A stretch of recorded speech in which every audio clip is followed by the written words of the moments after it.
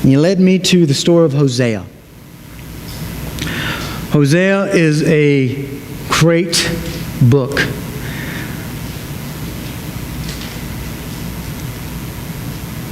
For all of us to know. And it was funny because I was like, is there any hope for me? You may be saying, is there any hope for me? I've been living the Christian life for 20 years and I'm still wrapped up in this mess. And what Joe's saying and what James is teaching is exactly me. Is there any hope for me? And there is hope. The story of Hosea is this. God told Hosea, I want you to marry a harlot. Hosea, a young preacher, prophesied and was like, what? You're wanting me to marry a harlot? But the committed, obedient man that he was, obeyed God. He married a harlot. And she had 3 children. And we don't even know if they're his children. Probably not, the way chapter 2 goes. And each of these names, 2 boys, 1 girl, was a name that was just showed God's displeasure with Israel. I won't go deep into the story. I'll probably preach on this passage later, but I want us to get the main thrust. So he marries this girl, this harlot. He's got 3 children. He has no idea if they belong to him. But he's doing what God wants him to do. He's trying to be faithful. He's trying to oversee what he's hearing. He's hearing these things. He's seeing these things. He knows that I'm being played for a fool.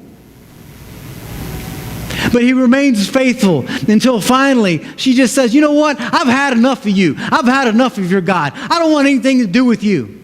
And Hosea was just saying, look, I know what you've been doing. I know I'm the laughing stock.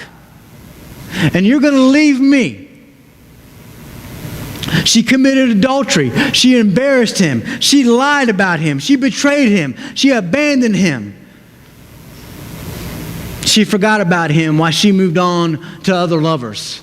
In chapter 2, she just says, I'm out of here. You're one big fat loser. And I'm gone.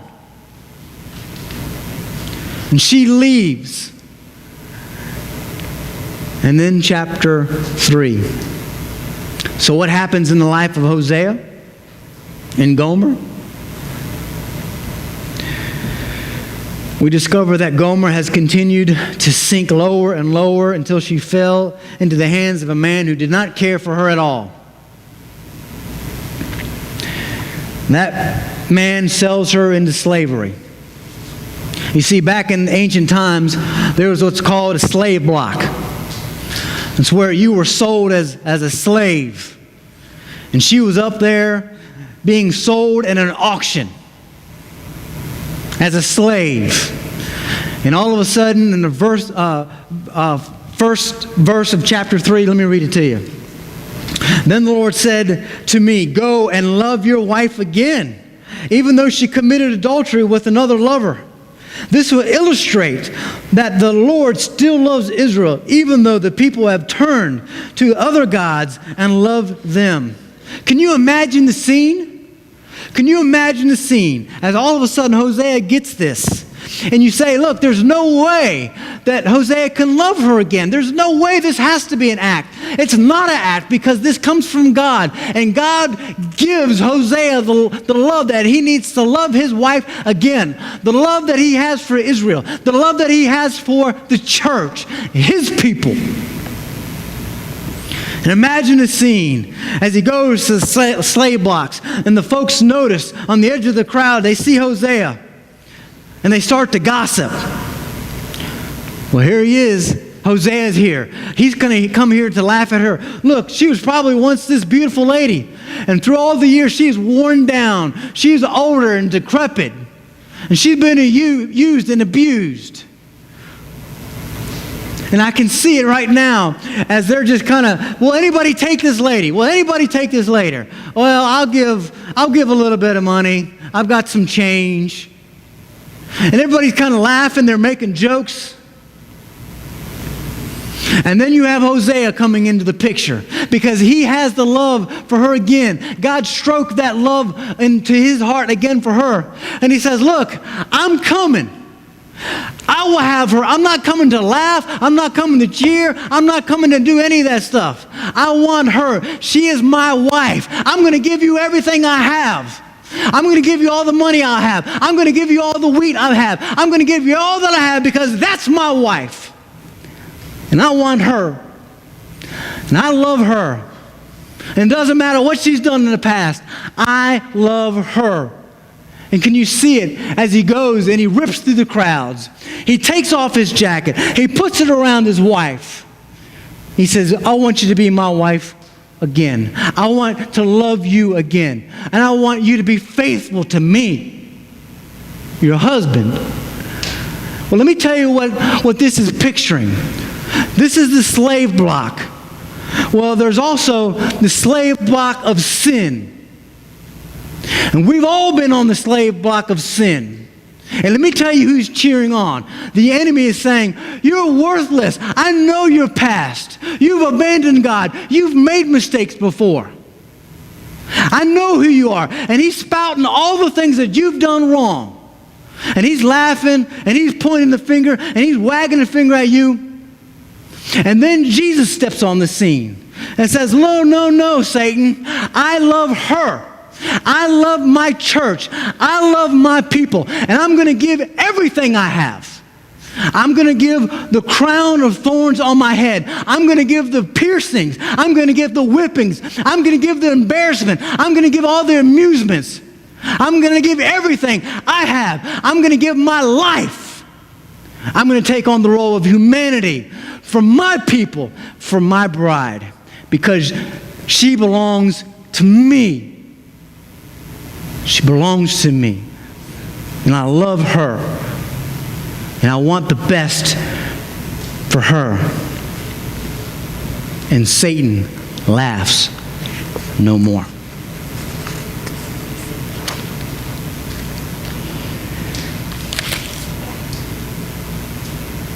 What Hosea says to her next is something like this. And so Jesus says to us, I have bought you with the highest of price, and I want you to live with me. I want you to be faithful to me.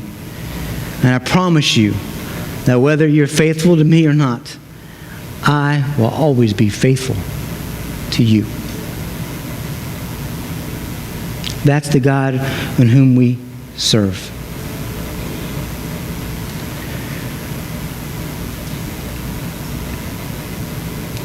God does not love you because of what you do. God always loves you in spite of what you do. God does not love you because of what you are. He always loves you in spite of what you are. You see, we understand how much He loves us.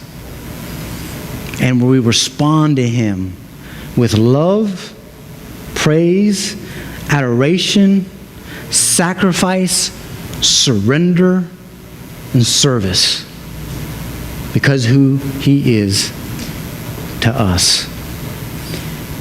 There was a man that was giving his daughter in marriage. And right before they sealed the deal, he takes this young man and he says, listen, that's my daughter you're marrying. If it ever gets to a point you don't love her anymore,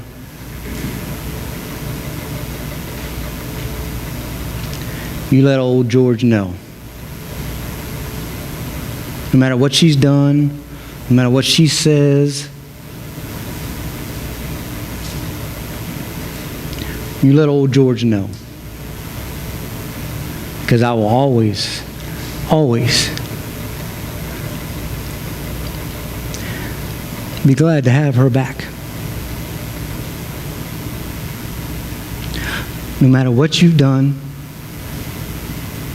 no matter what you said, No matter how far you've ventured off to the far country, no matter the lies, no matter the deceits,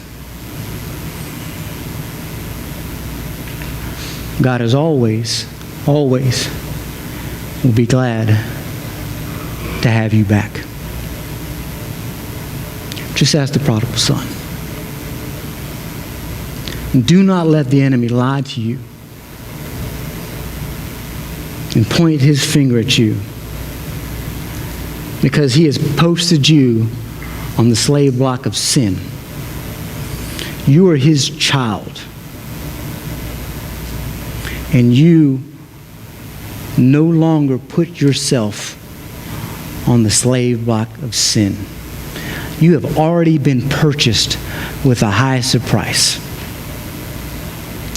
Satan is the one condemning you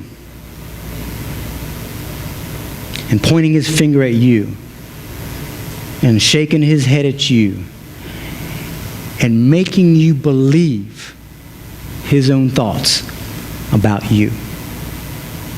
You listen to Jesus Christ and know that he's already paid for you.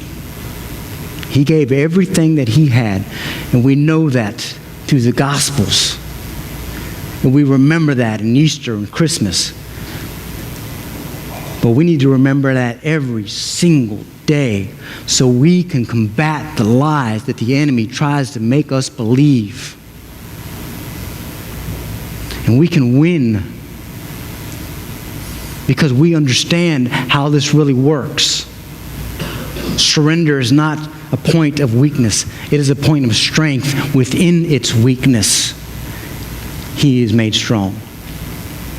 And so there are many of y'all today, I know it to be true because I've spoken to many of y'all, that you've been on that slave block of sin for a long time, enduring all the pokes and the jabs from the enemy. You've been taking it in. You're believing the lies. And God, and the enemy has you in this corner.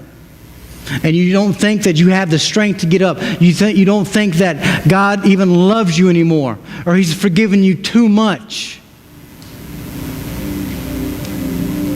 That's not the story of Hosea. The story of Hosea is redemption for his bride. Redemption. Let us be faithful to him for all that he's done for us and given to us. Let's be a church that is surrender. Let's be a church that is selfless. Let's refuse to take in the lies of the enemy when he tries to bring division within the church. When he tries to bring division in your home, in your marriage. Let's understand the importance of growth and maturity. Let's get into some small groups. Let's go to Sunday school classes where we have men and women that have prepared all week. We can learn things like this so that we have things to battle. You can't use truth if you don't know it.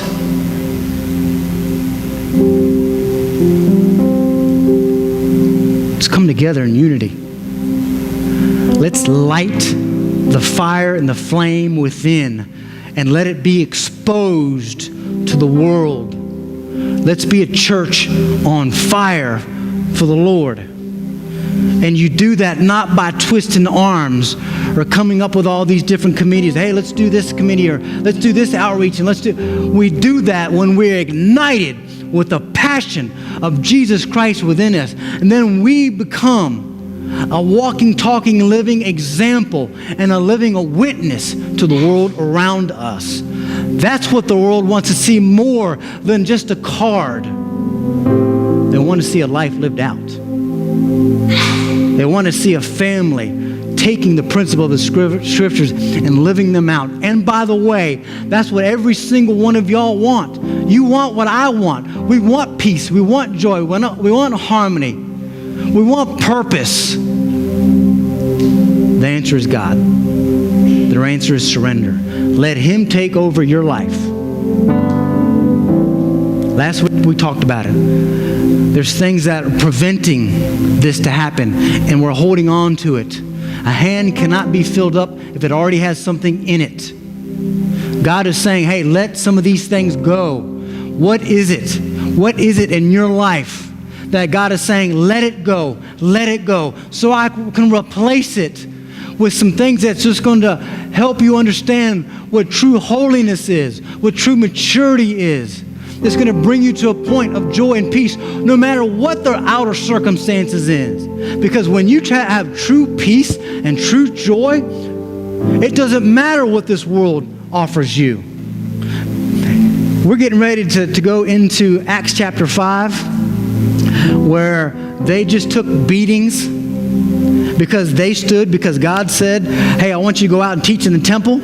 And then the Pharisees and the Sadducees come in and say, hey, look, didn't we tell you not to teach in the temple? And then they say, hey, look, let's give them a beating down. Let's give them a beating. And so they took the beating. After they took the beating, it says this, and if you don't believe me, we're going to study it Wednesday. It says this, after they took the beating, they were cheering and joyful because they were able to take a beating just like Jesus Christ did. Hey, we were able to suffer, and then we want our suffering and sacrifice to be an offering to you. You know what they did right after that? Without missing a beat, they went right back into the temples and preaching. They went right back there. Why? Because the peace and the joy and the harmony and the courage did not come from this world. It came from God. If it comes from God, it comes with perseverance and endurance to stick with it and not quit when the times are its toughest. That comes from God. And that's what He wants to put in your bullets.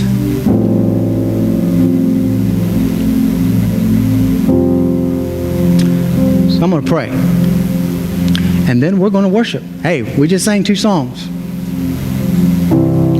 We're just going to worship. Why?